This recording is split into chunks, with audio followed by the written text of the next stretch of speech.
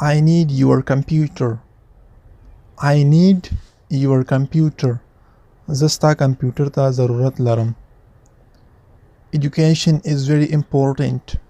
تعلیم ډیر اړین دی. Education is very important. تعلیم ډیر اړین دی. He saw himself in the mirror. He saw himself in the mirror.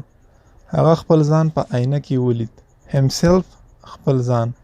Mirror آینه. Can you send me your email address?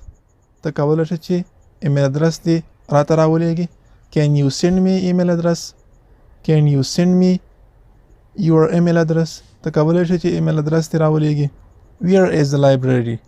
کتابتون چیرته دی. Where is the library? کتابتون چیرته دی. Can I see your photo? کولی شم چې ستا انځور دې وګورم. Can I see your photo? کولی شم چې ستا انځور دې وګورم.